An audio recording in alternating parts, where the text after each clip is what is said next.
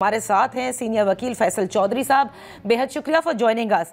فیصل صاحب, پہلے تو یہ بتائیے گا کہ وہ تمام تر اعتراضات جو اٹھائے گئے تھے بینچ کی تشکیل کے حوالے سے, جو مخصوص نشستوں کا کیس تھا وہ بھی مسترد ہو گئے.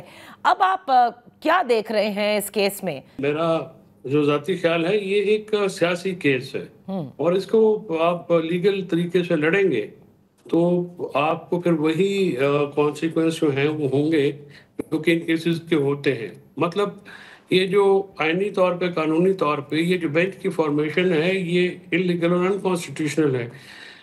سوال جو سب سے امپورٹنٹ سوال ہے سارے کیس میں یہ ہے کہ کیا سپریم کورٹ رولز جو ہیں وہ اپلائی ہوتے ہیں اس کانسٹیٹیوشن بینچ کے اوپر. اگر وہ کانسٹیٹیوشن بینچ کے اوپر سپریم کورٹ کے رولز اپلائی نہیں ہوتے تو پھر کون سے رولز اپلائی ہوتے ہیں؟ کیونکہ بینچ کی فارمیشن ریویو کے لیے سپریم کورٹ رولز کے مطابق وہی ہونی ہے جس نے مین کیس ڈیسائیڈ کیا ہے. اب مین کیس جو ہے وہ کچھ اور ججز نے کیا, یہ تو سارا نیا بینچ ہے. تو میرا تو خیال ہے کہ اس میں پروسیڈ کرنا ہی نہیں چاہیے تھا, اس میں تو بائیک آؤٹ کر دینا چاہیے تھا, وہ زیادہ بہتر ہوتا. کیونکہ فیصلہ جو ultimately which is written on the wall وہ تو یہ ہے کہ یہ ایکسیپٹ ہو جائیں گی. میرا زیادہ سے زیادہ مندو خیل صاحب کا جو ہے کچھ بندر بانٹ ہو جائے گی, جس سے پی ایم ایل نواز کی ڈپینڈنس دوسری پارٹیوں پر تھوڑی کم ہوگی, اور دوسری پارٹیوں کو بھی ایک اندازہ ہے کہ یہ شاید ہو جائے. اور باقی تو جو فیصلہ آئے گا اس کے مطابق دیکھیں گے.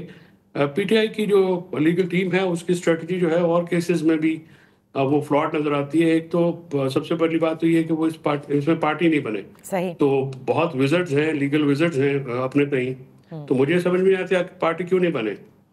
دوسری بات یہ ہے کہ جو اے ٹی سی کیسز ہے اس میں بھی 40 دن کے ٹرائل کا ڈائریکشن دی ہے عمران خان سمیت سب کے. وہ تو 40 دن میں ڈیسائیڈ ہو کے سزا ہو جائیں گے, تو یہ اس پہ بھی سوئے ہوئے ہیں. تو عمران خان صاحب کو یہ جو معاملات ہیں ان کی انفارمیشن جو ہے پراپر نہیں دی جا رہی, اور نہ ہی فیملی جو ہے وہ پراپرلی اس چیز کو کمپریہینڈ کر سکی ہے. اور وہ دوسری باتوں پہ زیادہ جو لگے ہوئے ہیں ان کو چاہیے کہ ان باتوں پہ بھی توجہ دیں. تو فیصل چودھری صاحب آپ کہہ رہے ہیں, اور بالکل آپ نے درست فرمایا کہ لیگل وزرڈز وہاں پر موجود ہیں, اور مطلب جنہوں نے سالہ سال پریکٹس بھی کی ہے, تو کیوں آپ کے نزدیک وہ ان کو اتنا لائٹلی لے رہے ہیں, اور جہاں ان کو ایکٹ کرنا چاہیے اور جس طرح آپ کہتے ہیں کرنا چاہیے وہ نہیں کر پا رہے؟ جو پرانے ججز سب چلے گئے جو ان کو ریلیف دیتے تھے, تو اب ہاسٹائل کورٹس ہیں. تو ہاسٹائل کورٹ کا مطلب یہ ہوتا ہے کہ جب ججز اور وہ ماحول آپ کے مطابق نہ ہو اور وہاں پہ آپ کو کیس لڑنا پڑے, اور وہاں پہ جو ہے آپ کو یہ معاملات نکالنے پڑتے ہیں. اسی لیے جو تاریخ میں بڑے وکیل ہیں, جو بھٹو صاحب کے وکیل تھے یا دوسرے وکیل تھے, وہ اس لیے یاد رکھے جاتے ہیں نا کہ اتنے ہاسٹائل ایٹماسفیئر میں بھی ان کی کارکردگی بہتر تھی. باقی یہ دنیا کو بھی نظر آ جاتا ہے اور وہ ایک ہسٹری جج کرتی ہے. لیکن اس وقت جوڈیشری 26 میں عینی ترمیم کے بعد تو اس پہ اگر کوئی بھی پی ٹی آئی کا بندہ عدالتوں سے امید لگا کے بیٹھتا ہے تو میں سمجھتا ہوں کہ یہ تو پھر بے وقوفوں سے بھی پرے کی بات ہے, وہ نہیں ہونا. اور اس میں کسی قسم کی کوئی, مجھے تو I have no cavil in rendering my opinion کہ عدالتوں سے امید لگانا جو ہے بے وقوفی ہے. تو فیصل چودھری صاحب آپ نے کہا نا کہ عمران خان صاحب تک صحیح طور پر ان کو نہ بریف کیا جا رہا ہے نہ بتایا جا رہا ہے, تو آپ کی تو سب سے زیادہ ملاقاتیں ہوتی رہی ہیں, اور مجھے نہیں معلوم کہ اب نیکسٹ کب ہوگی, لیکن کیا آپ نے بھی ان کو نہیں بتایا کہ جو کیسز ہیں اس میں کہاں پرابلم آ سکتی ہے اور کیا پرابلم ان کی لیگل ٹیم کر رہی ہے؟ آپ کا کیا خیال ہے, لیگل ٹیم سے باہر کیوں؟ صحیح. اچھا, تو فیصل اچھا اب آتے ہیں, اب مجھے یہ بتائیے کہ 9 مئی کے کیسز کے حوالے سے بالآخر 2 سال بعد جو ہے وہ جنا ہاؤس کیس جو ہے جس میں اے ٹی سی کی عدالت نے فرد جرم عائد کیا ہے, اور تقریباً 254 افراد ہیں جن پر فرد جرم عائد کیا گیا ہے 2 سال بعد. اب یہاں سے جو کیسز چلیں گے کیا جلد سے جلد منطقی انجام تک پہنچیں گے, یا ابھی مزید یہ کیسز لٹک سکتے ہیں؟ کیونکہ اب تو شواہد پیش کرنے ہیں نا دونوں سائیڈوں نے. نہیں, تو 40 ڈیز کی ڈائریکشن ہے سپریم کورٹ میں. سپریم کورٹ سے 40 ڈیز کی ڈائریکشن ہے, اور جس قسم کے ججز وہاں پہ آئے ہوئے ہیں اور جس طریقے سے پروسیڈنگز چلائی جا رہی ہیں, شاہ محمود قریشی صاحب کا اور باقی لیڈران کا خط آن ریکارڈ ہے. ان کی عدم موجودگی میں شہادتیں جو ہیں وہ ریکارڈ کی جا رہی ہیں, قانون شہادت کو بالکل بلڈوز کیا جا رہا ہے. اسی طرح سے فیصلہ آباد میں ڈے ٹو ڈے ہے, وہاں پہ بھی کیا جا رہا ہے, پنڈی میں بھی ایکسپیڈائٹ ہو گئے.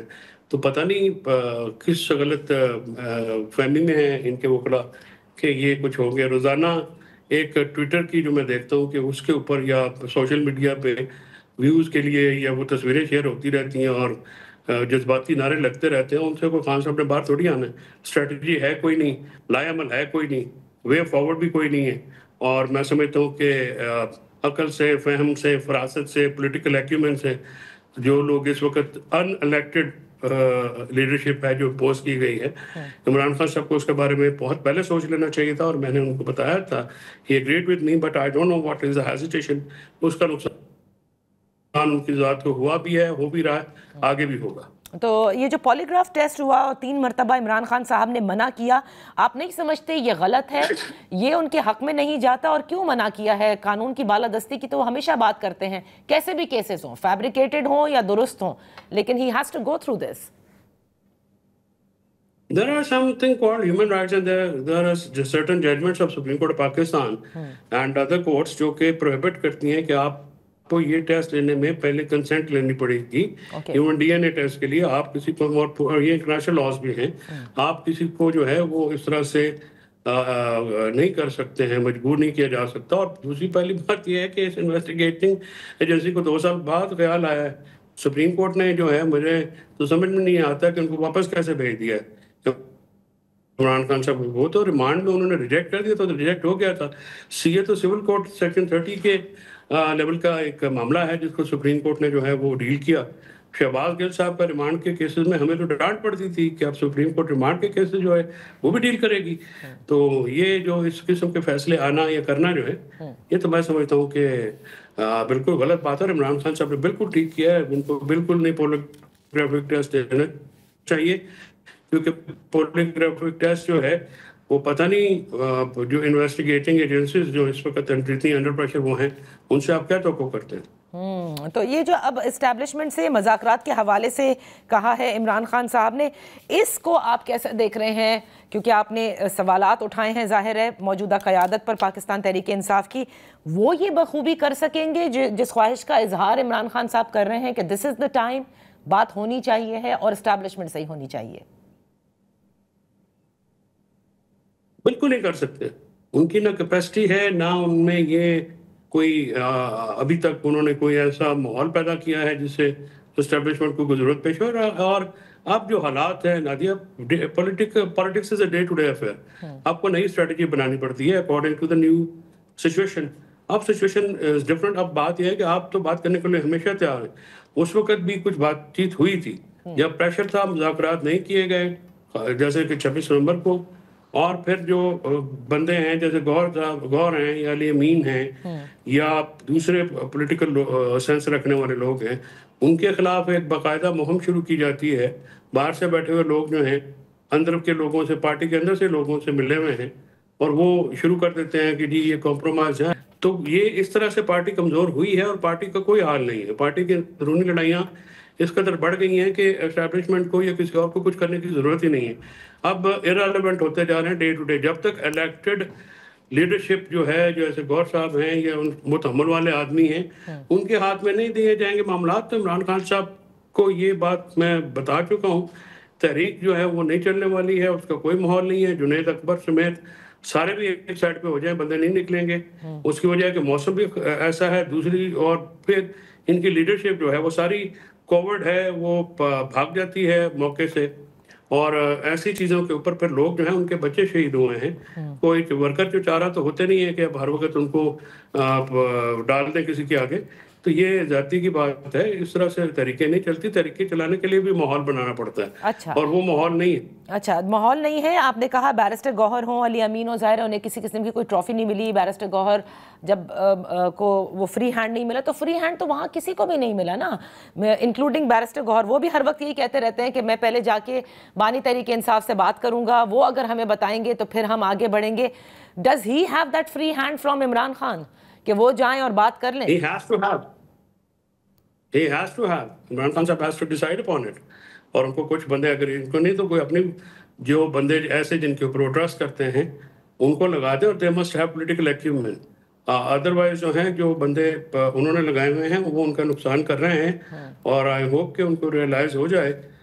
دیکھیں نا، ان کی بیوی کی ان کی اپنی ضمانتوں کا کچھ نہیں بن رہا، کچھ معاملات نہیں ہو رہے، اور یہ بات جو ہے لیگل سائڈ پہ تو نہیں ہوں گے، یہ جہاں سے ہونے ویسے ہی ہونے ہیں، لیکن ان تک پہنچنے کے لیے بھی تو آپ کو جو ہے وہ کوئی آپ کا اتنا دباؤ ہی نہیں ہے.